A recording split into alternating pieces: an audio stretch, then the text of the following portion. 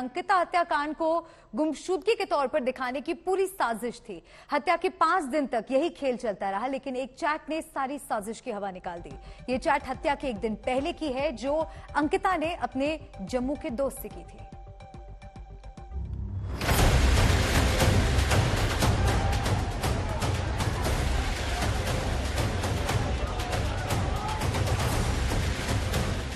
आखिरी चैट ने खोल दिया अंकिता की हत्या का राज।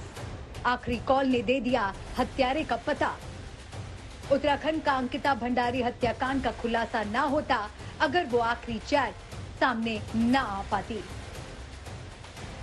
अंकिता ने आखिरी बार जम्मू के अपने दोस्त के साथ चैटिंग की। वो तारीख थी 17 सितंबर की, हत्या से एक दिन पहले। उस शाम अंकिता हैरान थी, परेशान थी। अपने दोस्त से चैटिंग में उन्होंने उस रिजॉर्ट को गंदा बताया जहां वो रिसेप्शनिस्ट थी। उस चैट में अंकिता ने रिजॉर्ट के मालिक के गलत इरादों का खुलासा कर दिया। वो उस पर दबाव डाल रहा था। 17 सितंबर की रात 9:35 की चैट में अंकिता ने अपने दोस्त से क्या कुछ कहा, आप भी देखिए। इस रिजॉर्ट में बहुत इनसिक्योर फील होता है। मैं क्या बोलूं, अंकित मेरे पास आया और बोला कुछ बात करनी है। फिर मैं उसके साथ गई। कॉल करके बताओ क्या हुआ। नहीं, आवाज आएगी। चलो ऐसे ही मैसेज करके बताओ। उसने बोला कि सोमवार को वीआईपी गेस्ट आ रहे हैं तो उन्हें एक्स्ट्रा सर्विस चाहिए। मैंने कहा कि मैं क्या करूं, तो बोला कि तुम कह रही थी कि स्पा वगैरह करोगी। मैंने बोला कि एक्स्ट्रा सर्विस की बात हुई थी, स्पा की बात कहां से आई। फिर वो बोला कि गवारों वाली हरकतें मत करो, गेस्ट देख रहे हैं। आपने स्पा के बारे में क्या बोला? अंकित ने कहा कि मैंने ये नहीं कहा कि आप करो इसे। मैं बोल रहा हूँ कि अगर आपकी पहचान में कोई लड़की होगी तो बताना, क्योंकि गेस्ट 10,000 रुपए दे रहा है। उनको बोलो कि मैं शरीफ घर से हूँ, ऐसी सर्विस मैं नहीं दे सकती।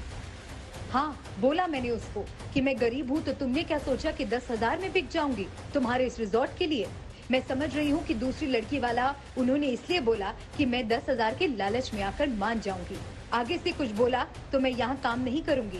इतना गंदा होटल है।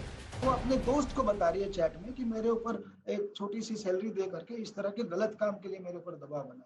तो वो बात स्पष्ट है, उस चैट से स्पष्ट है कि ये कहीं ना कहीं इलीगल रिलेशन बनाने का या प्रयास कर रहे थे। तो उसी को लेकर के ये लड़की भी परेशान थी और उसने अपने पेरेंट्स से तो नहीं, उसने अपने किसी दोस्त से शेयर किया। उस चैट के थ्रू ये सब क्लियर हुआ है।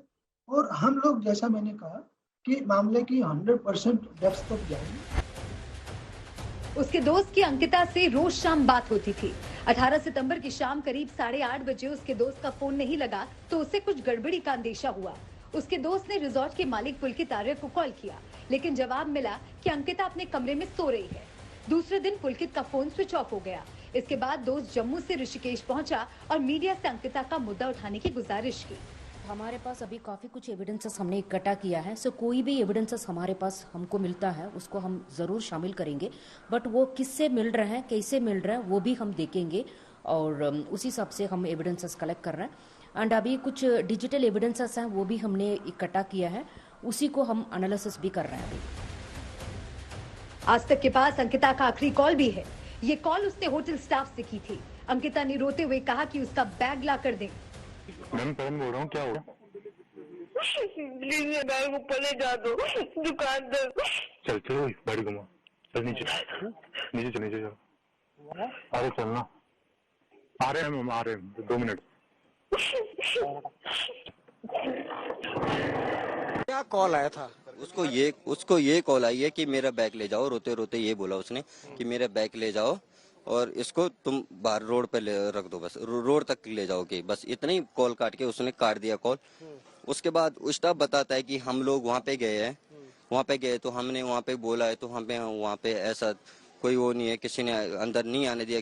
उन्होंने शायद कोई शिव नाम का इलेक्ट्रिशियन है, उनको ये बताया कि जाओ जरा, हमारी मैम रो रही है, क्या हुआ उसको। आखिरी चैट और कॉल ही नहीं, सीसीटीवी कैमरे ने भी रिजॉर्ट मालिक और मुख्य आरोपी पुलकित आर्य का झूठ बेनकाब कर दिया। ऋषिकेश के रास्ते पर लगे सीसीटीवी कैमरों के फुटेज से पता चला कि रिजॉर्ट से 4 लोग गए थे, लेकिन 3 ही लौटे। पुलकित आर्य और गिरफ्तार मैनेजर अंकित और भास्कर ने परफेक्ट क्राइम को अंजाम देने की कोशिश की थी। साजिश के तहत पहले अंकिता की हत्या नहर में फेंक कर की गई। प्लान यही था कि अंकिता की लाश बरामद नहीं होगी। दूसरी साजिश, पुलकित ने खुद ही जाकर पुलिस स्टेशन में अंकिता की गुमशुदगी की रिपोर्ट दर्ज कराई थी, लेकिन अंकिता का अपने दोस्त के साथ किया गया चैट और अंकिता की आखिरी कॉल जिसमें वो बिलक बिलक कर रो रही है, इन सभी ने पूरे हत्याकांड का खुलासा कर दिया।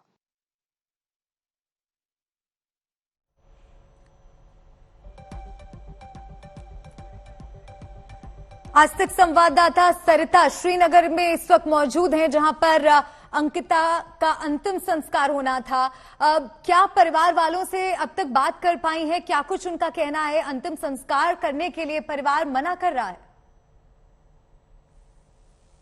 करने के लिए फिलहाल पूरा परिवार यहाँ पर मना कर रहा है, क्योंकि अभी जो provisional postmortem report Ankita Bhandari की आई है उससे कहीं ना कहीं जो परिवार वाले संतोष को यहाँ पर नहीं दिख रहे हैं। उनका ये कहना है कि एक जनरल रिपोर्ट है और जब एक फाइनल रिपोर्ट सार्वजनिक यहाँ पर होगी उसके बाद ही वो अंतिम संस्कार करवाएंगे। अंतिम संस्कार करवाने के लिए मना नहीं कर रहे हैं, लेकिन बस वो यही वेट कर रहे हैं कि जब सार्वजनिक होगी एक प्रॉपर जो पोस्टमार्टम की रिपोर्ट होती है तभी अंतिम संस्कार करवाएंगे।